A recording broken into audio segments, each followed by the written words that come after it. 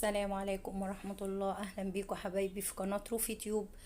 النهاردة إن شاء الله هنعمل حبة معجنات كده معانا بعجينة واحدة. قد إيه بتبقى جميلة ولذيذة في الشتا دي مع كوباية شاي.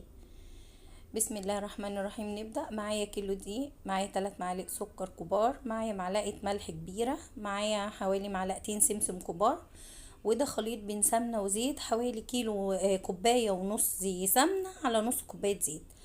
اول حاجة هحط الملح واحط السمسم على الدقيق،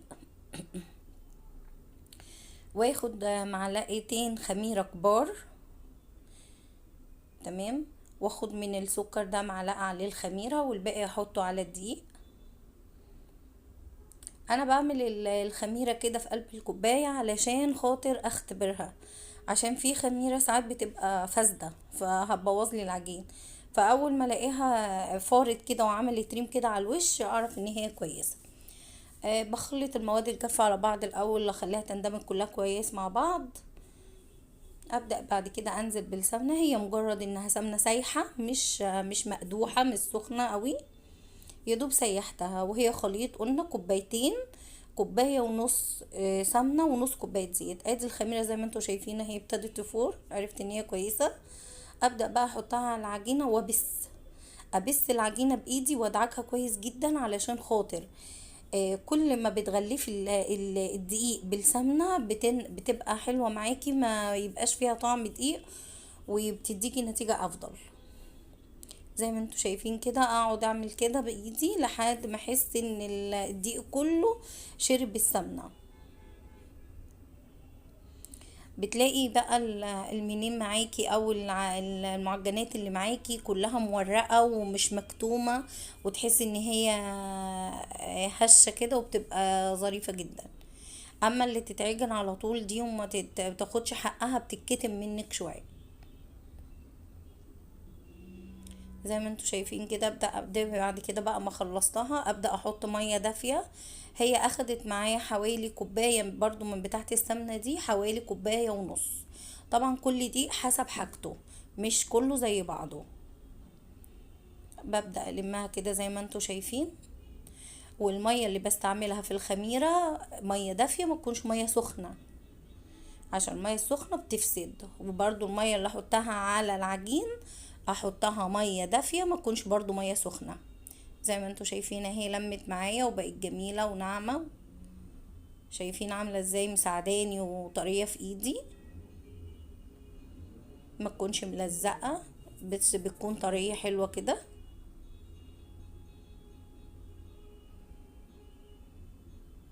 صراحة الحاجات دي بتساعد قوي في المدارس، مع في الفطار، في اللانش بوكس مع الولاد. بتنفع بالليل، في الصبح في الفطار جنب كوباية شاي، بصراحة بتنفع جدا. اغطيها بقى كده واسيبها تخمر. عقبال ما تخمر بقى بكون انا هنا جايبه معايا عجوه، بحط معلقه سمنه كبيره مع ورشه قرفه صغيره ومعلقه سمسم مليانه. وابدا بقى اهرس العجوه. طبعا العجوه ديت مفرومه. ابدا بقى اهرسها في السمنه ومع السمسم والقرفه. بتبقى رائعة بقى، ما بتنشفش مهما تسويها في قلب العجين. او في المعجنات اللي هتعمليها ما تبقاش ناشفة، ما تقطمش معاكي.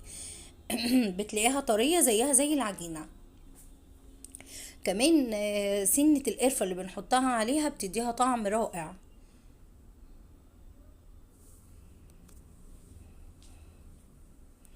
اعمل كده افضل بقى اعمل فيها لما تشرب السمنة بتاعتها واحس ان هي كلها طريت في قلب بعضها. كده بقت تمام. اسيبها بقى كده تبرد. اول بقى ما تبرد اخدها اصبحها واجهزها. بالمناسبة انا طبعا دهنت ايدي ندعة زيت عشان خاطر العجوة ما تلزقش في ايدي. ابدأ بقى اصبحها واجهزها للعجين اللي معايا. صبعت الكمية اللي معايا وهخلي حتة علشان دي عايزة افردها، اعمل بيها اللي هو الكعب الغزال. ادي كده دي صبعتها اللي هو بقى في كعب غزال اللي هو جواه العجوة بس كده، وفي اللي هو مدور. هنا بقى العجينة كانت خمرت، وانا كنت عملت العجوة وركنتها برضو، جهزت كل حاجة. طبعا انا 3 اشكال هعملهم، هقسم العجين على 3 كور عشان يبقوا جاهزين معايا وابقى عارفة انا هعمل ايه. شايفين العجينة حلوة ازاي وخمرانة؟ طبعا انا سبتها كده خمرت شوية وبنقرصها وبعد كده نسيبه يخمر تاني. واكون مجهزة برضو صاجة الفرن عليها ورقة الزبدة عشان خاطر العجين ما يلزقش مني في الصينية. زي ما انتوا شايفين كده انا بفردها يعني شبه مستطيل.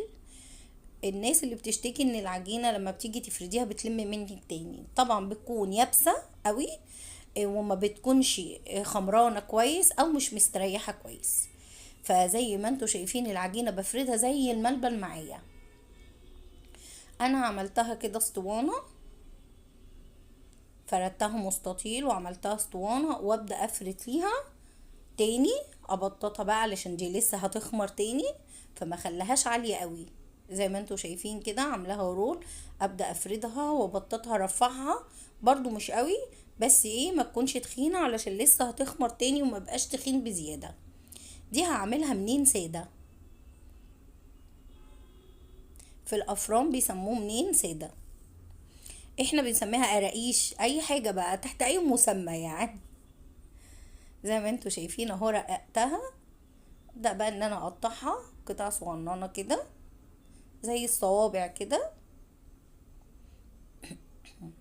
لو حسيتيها ان هي كشت منك او لمت منك افرديها بايدك بالراحة يعني، هي هتلاقيها ظريفة جدا معاكي وسهلة. شايفين سمكها؟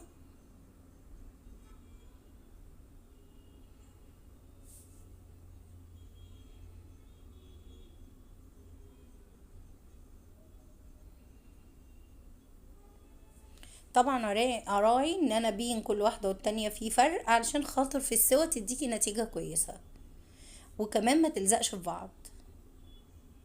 شايفين الارتفاع بتاعها ما تكونش عالية قوي وما تكونش رفيعة برضو بزيادة. انا الكرة التانية دي هعملها برضو كعب الغزال اللي هو جواه العجوة كده مبرومة. انا مش عارفة اسمائهم ايه بصراحة بس يعني ايه، اعمل لكم كذا شكل، بس انا عارفة ان هو اسمه كعب غزال.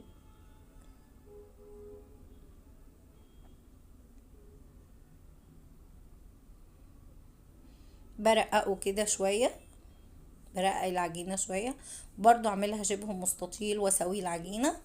اكون بقى واخدة صوابع العجوة معايا، افردها طبعا جاهزة معايا، يدوب الف لفة بس كده واقطع بالسكينة.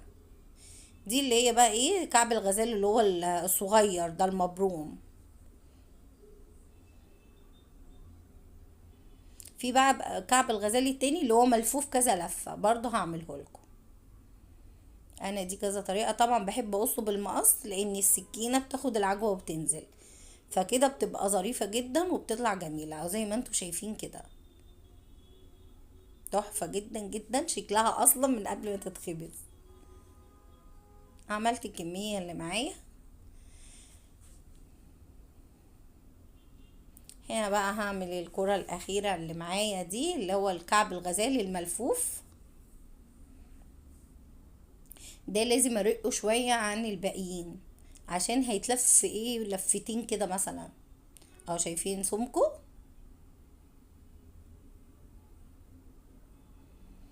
باخد افرد كده، هو انا كنت المفروض افردها باخد الكيس من فوق وكيس من تحت وافرد العجوة في النص زي ما بفرد العجين كده واحطها فوق العجينة، بس هو انا بصراحة الكمية اللي عندي طلعت مش كافية خالص وده كانت اخر حتة، فعملت لكم بيها المتبقي بس.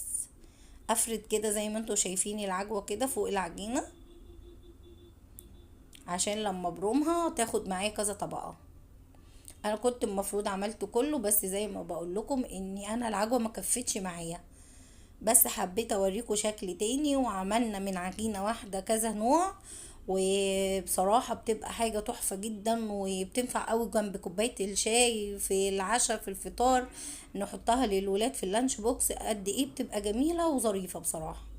زي ما انتوا شايفين كده اخد ابرم وابرم برمة تاني لحد ما اوصل لنهاية العجوة. ابدأ بقى اقطع بالسكينة، ولو انا برضو جايبة العجوة للاخر ابرمها النص كده واكمل بعد كده.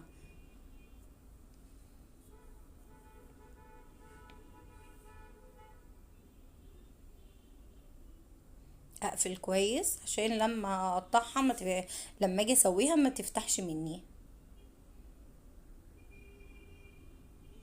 او بصي السكينة بتاخد العجوة وبتنزل معايا، فانا بقطع بالمقص افضل.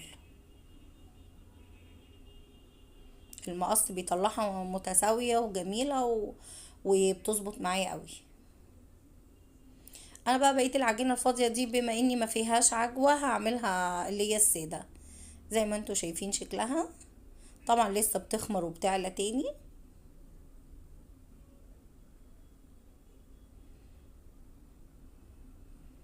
ده بقى هنا بعد ما سبته حوالي نص ساعة تاني خمر زي ما انتوا شايفين علي.